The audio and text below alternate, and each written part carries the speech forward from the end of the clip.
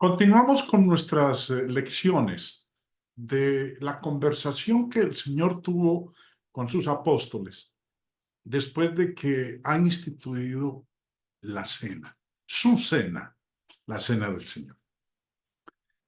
Y en el trayecto desde el aposento alto en Jerusalén, donde se habían reunido a el huerto de Getsemaní, el Señor les habla de que Él se va a ir, de que Él va a partir, de que Él va a volver al Padre, de que va a volver al cielo, va a volver al trono, va a ser exaltado, glorificado, pero que no los va a dejar solos, que estén tranquilos. Sí, que los van a perseguir, van a hablar mal de ellos, van a ser encarcelados, azotados, los expulsarán de las sinagogas, pero que estuvieran tranquilos, porque Él no los iba a dejar solos. Les iba a enviar al Consolador, al Espíritu Santo.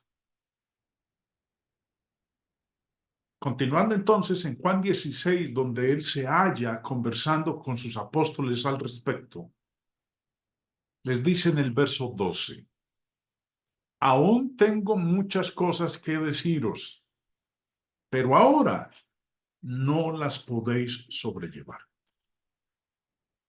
Todavía había mucho que los apóstoles debían aprender, pero todavía no podían sobrellevarlo. Era necesario que el Señor muriera, resucitara y ascendiera al Padre en el cielo. Entonces, cuando Él ascendiera al Padre, se sentara a la diestra del Padre, les enviaría al Espíritu Santo, quien los guiaría a toda la verdad. Les dice en el verso 13, pero cuando venga el Espíritu de verdad, Él los guiará a toda la verdad, porque no hablará por su propia cuenta, sino que hablará todo lo que oyere y os hará saber las cosas que habrán de venir. Lo que el Señor les está diciendo en este verso es que comprenderían más fácilmente esos asuntos espirituales en el futuro, a medida que se desarrollara el plan de redención, cuando viniera el Espíritu Santo. Ahora, en este verso, el Señor les dice que cuando venga entonces el Espíritu Santo iba a hacer, entre varias cosas, esto. Os guiará a toda la verdad. Cuando el Espíritu Santo venga, no les va a decir una parte de la verdad. Les va a guiar a toda la verdad. Entendamos muy bien lo que está diciendo aquí el Señor, hermanos. Si Él los iba a guiar a toda la verdad, si Él les iba a revelar completamente la verdad, eso no deja lugar a esas afirmaciones que escuchamos nosotros en medio de nuestros amigos denominacionales, con las personas miembros de otras afiliaciones religiosas, de que el Señor aún sigue revelando para estos días. El apóstol Judas, en su carta en el capítulo 3, dijo, amados, por el gran empeño que tenía en escribiros acerca de nuestra común salvación, he sentido la necesidad de escribiros, exhortándoos a que contendáis ardientemente por la fe, que de una vez para siempre fue entregada a los santos. Bueno, en un momentico vamos a hablar más ampliamente de lo que Judas dice aquí en su carta. Pero sí dice que escribía exhortando a los hermanos a que contendieran por la fe que Dios la había dado de una vez para siempre. El apóstol Pablo, en 1 Corintios 2, hablando de esa inspiración del Espíritu Santo y de que los iba a guiar a toda la verdad. Preste atención a lo que dice aquí en el capítulo 2. Porque ¿quién de los hombres sabe las cosas del hombre, sino el espíritu del hombre que está en él? Antes de continuar con la lectura, es muy común entre nosotros los mortales, nosotros los seres humanos, cuando estamos conversando con alguien, a veces la persona está compartiéndonos algo y uno que está de oyente dice, ah, sí, sí, sí, yo ya sé qué es lo que usted me va a decir. En más de una ocasión me ha sucedido a mí que me he encontrado con personas, aún hermanos y familiares. Sí, sí, nosotros sabemos qué es lo que usted va a decir. Y yo les digo, a ver, ¿qué es lo que voy a decir?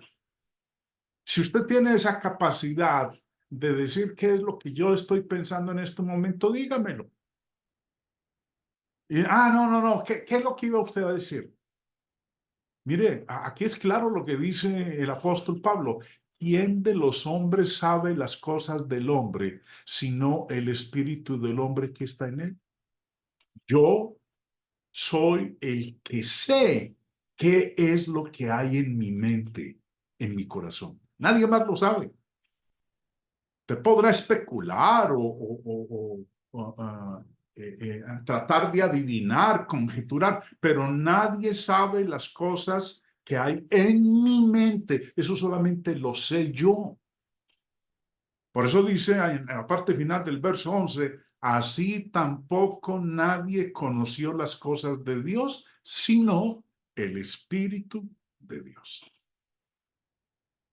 Por eso el mismo Señor Jesús dijo que el Espíritu Santo hablaría a los apóstoles y le diría todo lo que el Padre hablara. Él es el único que sabe qué es lo que hay en la mente de Dios. Eso es un atributo del Espíritu Santo. Sigamos la lectura. Y nosotros no hemos recibido el Espíritu del mundo, sino el Espíritu que proviene de Dios, para que sepamos lo que Dios nos ha concedido. Lo cual también hablamos, no con palabras enseñadas por sabiduría humana, sino con las que enseña el Espíritu, acomodando lo espiritual a lo espiritual. Qué interesante lo que dice aquí Pablo. Él dice, nosotros los apóstoles hablamos, pero no con palabras de sabiduría humana. El hombre no nos dijo a nosotros qué es la verdad de Dios. Las palabras que nosotros hablamos no han sido dadas a nosotros por la sabiduría humana, sino con las que enseña el Espíritu.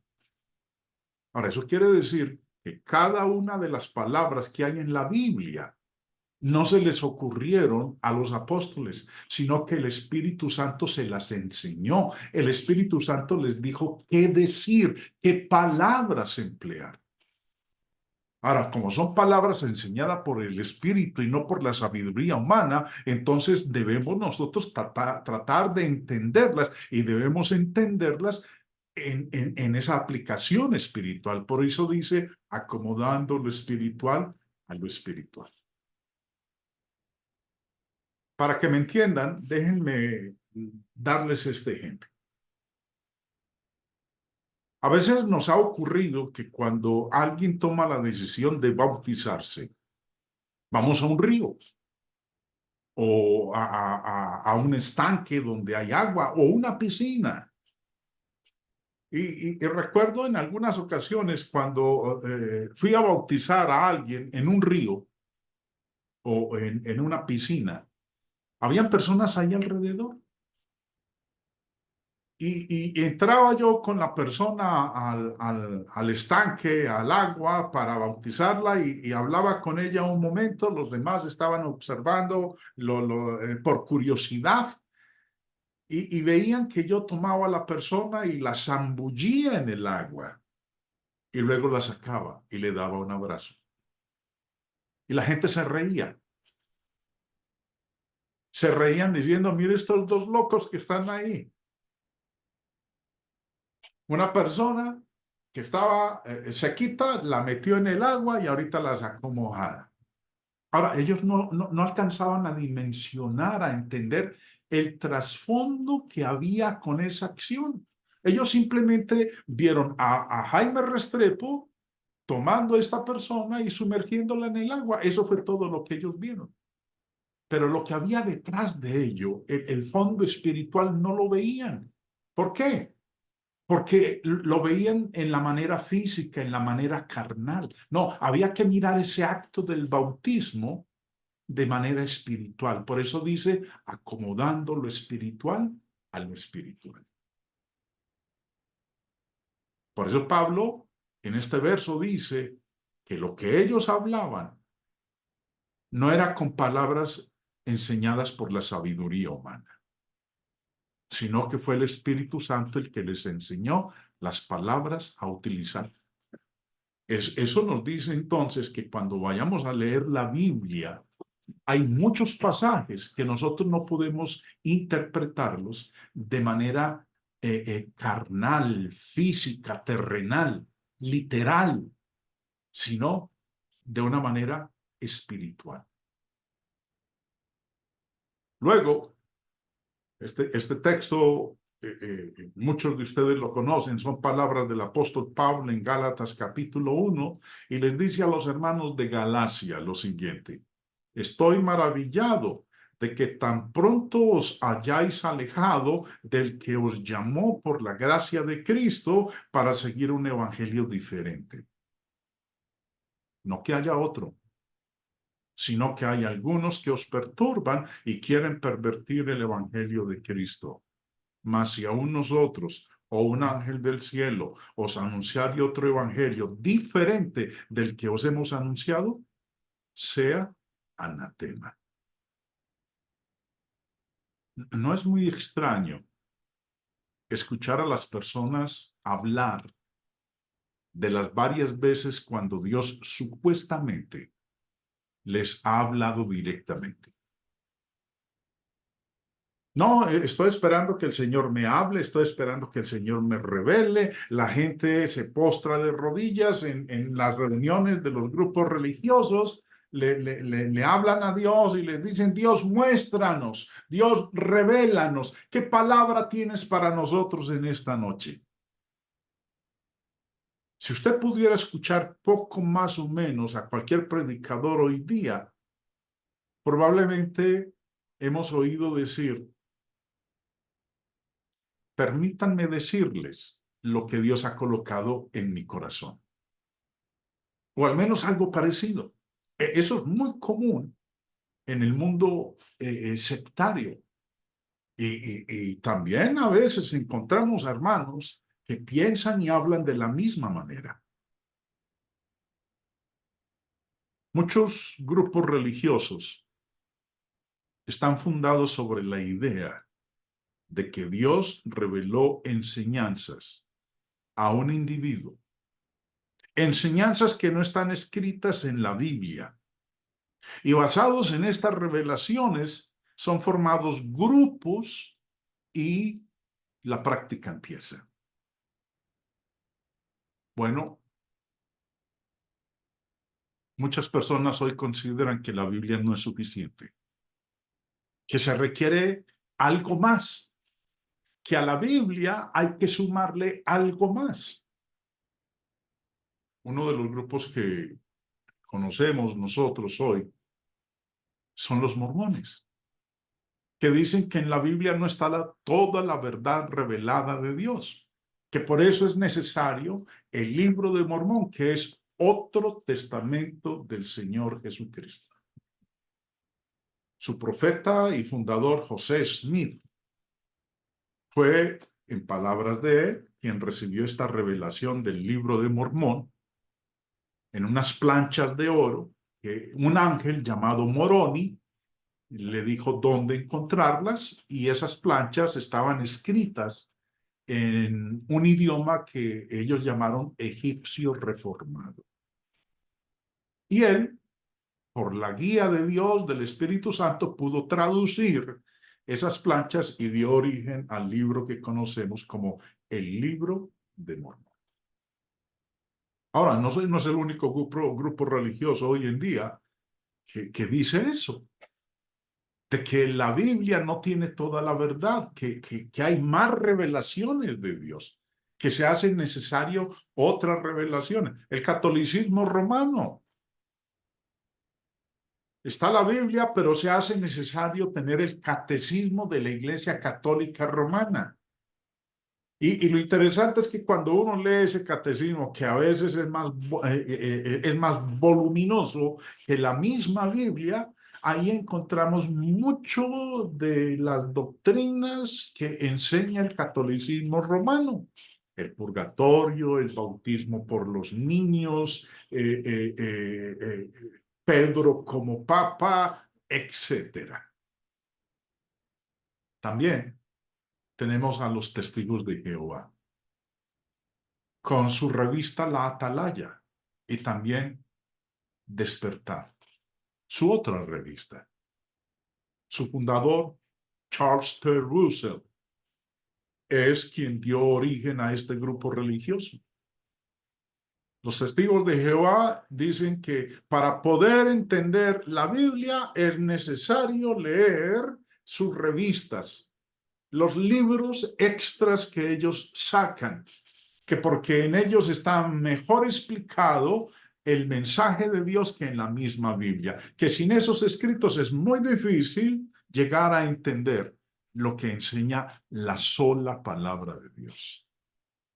Otro grupo, la Iglesia Adventista del Séptimo Día, con su famosa profetisa Elena de White.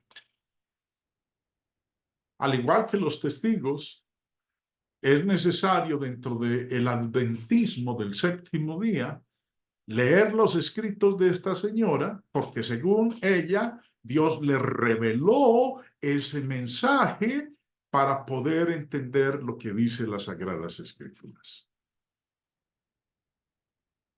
Podríamos continuar con más ejemplos, pero estos son los básicos de los grupos sectarios más conocidos y de mayor número en el mundo de hoy. Ahora, retomemos Judas en el versículo 3. Dice el apóstol lo siguiente: amados, por el gran empeño que tenía en escribiros acerca de nuestra común salvación, he sentido la necesidad de escribiros, exhortándoos a contender ardientemente por la fe que de una vez para siempre fue entregada a los santos. Es a esa parte que quiero dirigirme y los invito a que me presten bastante atención. Abran sus ojos y concéntrense en lo que vamos a ver a continuación. Judas les dice que contiendan ardientemente por la fe. Cuando Judas dice aquí la fe, ¿a qué se está refiriendo? Recuerden que Hebreos capítulo 11 es el capítulo de la fe en la Biblia. Hebreos 11 empieza diciendo que sin fe es imposible agradar a Dios, que es necesario que el que se acerca a Dios crea que le hay y que es galardonador de los que le buscan. Ahora, yo tengo mi fe. Usted, mi hermano, tiene su fe. Pero cuando Judas habla aquí de contender por la fe, ¿a qué se está refiriendo con la fe? Bueno, sencillamente se está refiriendo al sistema de creencia que está revelado en el Nuevo Testamento. No se está refiriendo a la fe que yo tengo, a mi fe en Dios. Aquí se está refiriendo a un sistema de creencia, a un sistema de creencia que está revelado en el Nuevo Testamento. Para que lo entendamos mejor, vamos a leer estos casos, estos ejemplos que hallamos nosotros en el Nuevo Testamento. Hechos capítulo 6 dice en el verso 7: y crecía la palabra del Señor y el número de los discípulos se multiplicaba grandemente en Jerusalén. También muchos de los sacerdotes, miren lo que dice al final, obedecían a la fe. Hay una fe que es necesario obedecer. Mi fe, yo tengo mi fe, yo creo en Dios, pero esa fe no me va a salvar. Mi fe personal debe llevarme a obedecer a la fe. Debe llevarme a obedecer a un sistema de creencia que está revelado en el Evangelio. Si usted le pregunta a un católico, a un adventista, a un bautista, a un pentecostal, a un evangélico, si cree, si tiene fe, ¿qué le va a decir? Oh, sí, claro, yo tengo fe. Pero esa persona que tiene fe ya obedeció a la fe. Eso era lo que hacían muchos sacerdotes en el primer siglo. Continuemos. Gálatas 1, verso 23.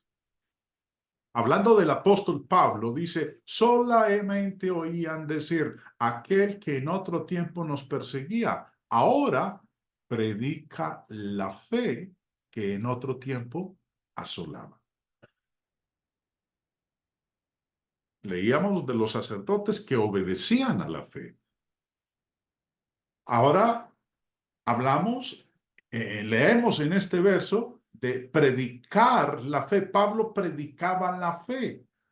Esa que antes de ser cristiano, cuando era enemigo del Señor, atacaba, asolaba. Ahora la predicaba. Predicaba ese sistema de creencia. Ahí mismo en la carta a los Gálatas, capítulo 3, me gusta mucho este pasaje porque nos ayuda a darnos cuenta a qué se refiere el Espíritu Santo cuando habla de la fe.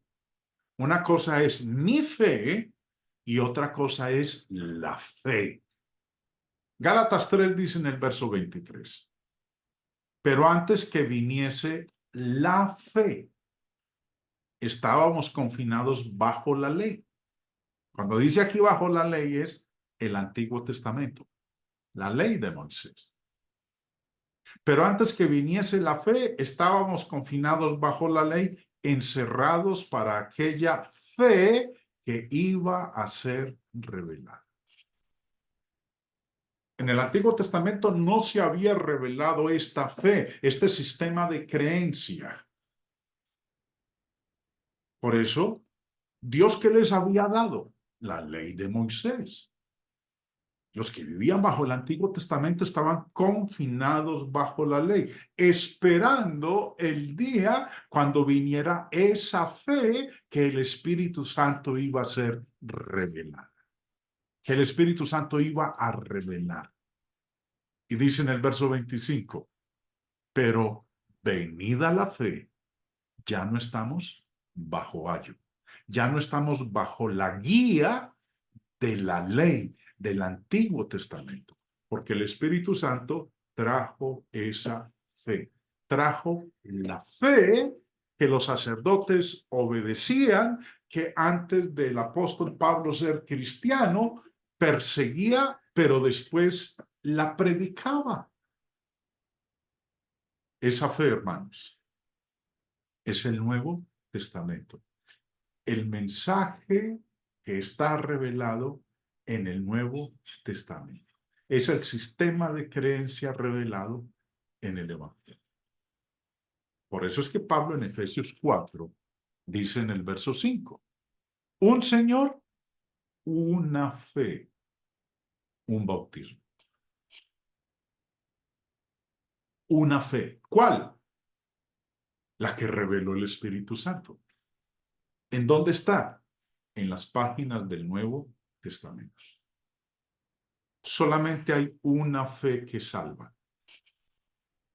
Ahora, yo tengo mi fe. El católico tiene su fe. El bautista tiene su fe. El pentecostal tiene su fe. El evangélico tiene su fe. Pero esa fe es la una fe del Nuevo Testamento. Mi fe debe obedecer a la una fe. Esa es la que salva. no mi fe personal. Continuemos. Dice Judas que esa fe fue entregada a los santos. Esa revelación de Dios fue entregada a los santos de una vez para siempre.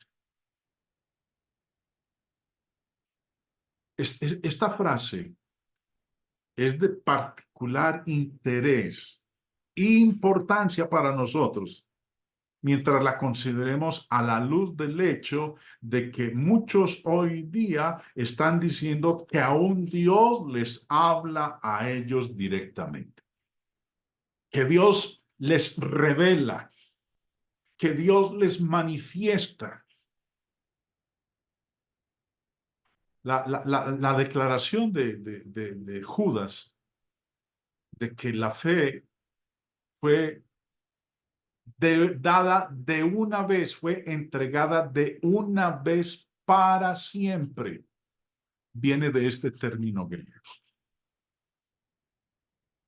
El señor Bain en su diccionario griego nos la define y dice que significa lo siguiente: de una vez por todas, de lo que es de validez perpetua, no requiriendo repetición. En otras palabras, esa fe, esa palabra, ese sistema de creencia que el Espíritu Santo iba a revelar cuando viniera, iba a ser revelado de una vez para siempre. No era que en el año 1000 o en el siglo XXI, hoy todavía el Espíritu Santo siga revelando la palabra de Dios. No, dice ahí que no requiere repetición. Eso lo hizo una vez, de una vez por todas, de lo que es de validez perpetua. O sea, pues la palabra de Dios vive y permanece para siempre. No es como ocurre hoy en día, hablando, por ejemplo, de los programas para las computadoras, que todos los años, si usted ha comprado un software, una aplicación para utilizar en la computadora, todos los años hay que ir haciendo actualizaciones de ese programa, de ese software que usted tiene en la computadora. O si usted tiene un celular, recuerde que también los celulares a veces estamos recibiendo el mensaje de que es necesario hacer una actualización del sistema de su celular. Así no es con la palabra de Dios. Dios no está actualizando de vez en cuando, de cuando en cuando, de milenio en milenio, su palabra. No. Lo que Dios reveló en el primer siglo lo reveló de una vez y para siempre. No requiere repetición. El mensaje de hace 2000 años sigue siendo el mensaje de hoy en día. Dios no cambia su palabra.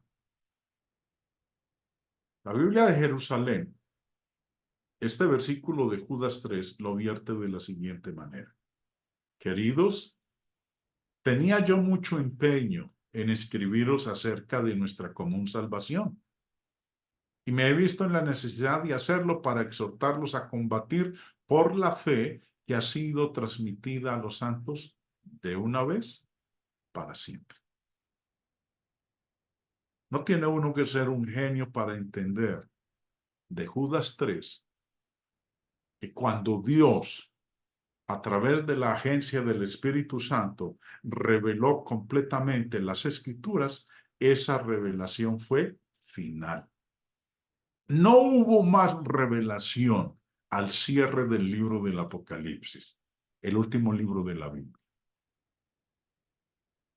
Además, para que veamos el uso de la palabra una vez, quiero que miremos algunos otros pasajes donde es usada en el Nuevo Testamento.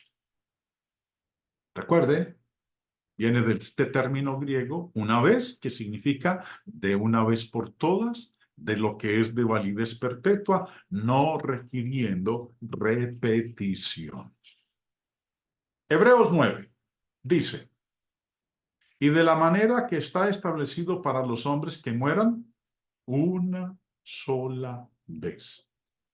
Y después de esto, el juicio. ¿Cuántas veces nos vamos a morir? Una sola vez. Hablando de la muerte física. Yo no voy a repetir mi muerte, ni usted tampoco. No nos vamos a morir 3 veces. Físicamente vamos a morir una sola vez. Eso no requiere repetición. Después de eso viene el juicio. Verso 28. Así también Cristo fue ofrecido una sola vez para llevar los pecados de muchos. El sacrificio de nuestro Señor Jesucristo ocurrió una sola vez. Cristo no ha venido en ciertos periodos de la historia a ser sacrificado otra vez.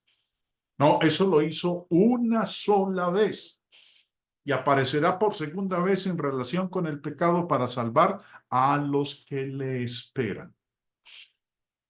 Ese sacrificio, esa ofrenda del Señor que Él hizo una sola vez, viene de ese término griego, apax.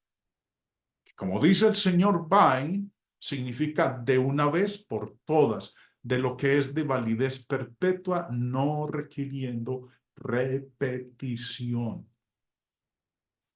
El apóstol Pedro, en su primera carta, escribe, porque también Cristo padeció una sola vez por los pecados, el justo por los injustos, para llevarnos a Dios, siendo la verdad muerto en la carne, pero vivificado en espíritu. Nuevamente, ¿cuántas veces fue ofrecido Cristo, el justo por los injustos? Una sola vez. Y ese sacrificio fue final. Judas 3 usa la misma palabra, el texto que leíamos nosotros ahora. ¿Cuántas veces reveló Dios su palabra al hombre? Una sola vez y para siempre. Esa fue su revelación final. No necesitamos el libro de Mormón, no necesitamos el catecismo católico, no necesitamos los escritos de la señora Elena de White, no necesitamos los escritos de los testigos de Jehová. Tenemos la Biblia, la palabra de Dios. Ella es suficiente. Siendo ese el significado del pasaje de Judas, todos necesitamos entender que la idea de Dios hablándole a las personas hoy día directamente es una idea que es extraña a las Escrituras. Cuando un claro pasaje como Judas 3 enseña que Dios ya ha entregado su palabra, ¿cómo podemos aceptar la enseñanza de que Dios dirige a cada individuo directamente? No podemos aceptarlo. Cuando el Espíritu Santo viniera, el Señor les dijo, les enseñaría toda la verdad, les revelaría toda la verdad. Volviendo a estas palabras de el Señor en Juan capítulo 16, el Señor, después de decirles que cuando venga el Consolador, el Espíritu Santo, les revelaría toda la verdad. Y como vemos, esa revelación de la verdad sería de una vez y para siempre. Dice, Él me glorificará, porque tomará de lo mío y os lo hará saber. Todo lo que tiene el Padre es mío. Por eso dije que tomará de lo mío y os lo hará saber. El Hijo solamente podía hacer lo que veía al Padre hacer. El Espíritu no podía hablar sino lo que oía al Padre y al Hijo. Señor dice aquí, tomará de lo mío. El Padre había puesto todas las cosas en las manos del Hijo, dice en Juan 3:35. El Padre ama al Hijo y todas las cosas ha entregado en su mano. Por lo que al tomar del Hijo, por eso el Señor dice, Él me glorificará, tomará de lo mío. Al tomar del Hijo, el Espíritu Santo tomaba necesariamente también del Padre. Y con toda razón, pues ambos son uno en esencia y perfección. Todo lo que tiene el Padre es también del Hijo. Después de la ascensión del Espíritu Santo, el Señor desplegaría toda su majestad. El Espíritu Santo daría a conocer toda la majestad de Jesús y su ministerio a través de la revelación. El Espíritu Santo hablaría lo que escuchara del Padre.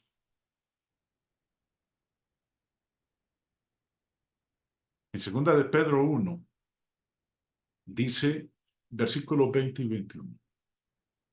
Entendiendo primero esto, que ninguna profecía de la Escritura es de interpretación privada, porque nunca la profecía fue traída por voluntad humana, sino que los santos hombres de Dios hablaron siendo inspirados por el Espíritu Santo.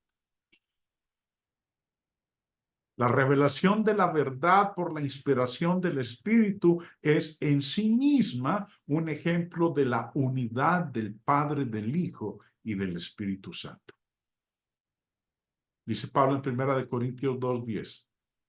Pero Dios nos las reveló a nosotros por el Espíritu. Porque el Espíritu todo lo escudriña, aún lo profundo de Dios. Glorificar a uno es glorificar al otro, porque están en perfecta armonía, en perfecto acuerdo y propósito. Y esa revelación del Espíritu Santo fue de una vez y para siempre. La autoridad suprema en religión es Dios, no es el hombre. ¿Y qué hizo Dios? Dios reveló su voluntad al hombre. ¿Y cómo fue eso?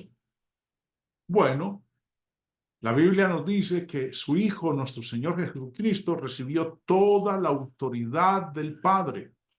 En Hebreos 1:1 dice, Dios habiendo hablado muchas veces y de muchas maneras en otro tiempo a los padres por los profetas, en estos últimos días nos ha hablado por el Hijo. Así lo dice el escritor de Hebreos. Dios habló a través de su Hijo. Mientras Él estuvo aquí 3 años y medio en la tierra, se dedicó a hablarnos de Dios, del plan de Dios, de la palabra de Dios. Pero regresó al cielo. Prometió entonces que enviaría al Espíritu Santo para que inspirara a los hombres, a sus apóstoles escogidos, para que les revelara toda la verdad y les recordara todo lo que Él había dicho. Y eso lo hizo. El Espíritu Santo le reveló toda la palabra de Dios. El Nuevo Testamento. Es suficiente. No necesitamos más escritos de hombres. No hay revelaciones para estos días modernos. Todo lo reveló el Espíritu Santo en el primer siglo y lo hizo de una vez y para siempre. Si alguien viene a usted diciéndole que tiene una revelación nueva de Dios, no pierda el tiempo. Usted ya la tiene y la tenemos desde hace 2000 años. Si alguien viene hablando de algo diferente a lo que está en el Nuevo Testamento, recuerde lo que decía Pablo en la carta a los Gálatas. Si alguno viene predicando un evangelio diferente del que os hemos anunciado, sea anatema. Y eso es lo que estamos escuchando hoy en día. un evangelio diferente al del primer siglo. Hermanos, hoy en día el Espíritu Santo nos guía, nos enseña, nos habla, nos muestra, nos exhorta. ¿Cómo lo hace? Por medio de la palabra que Él reveló a sus apóstoles y que hoy en día la tenemos por escrito.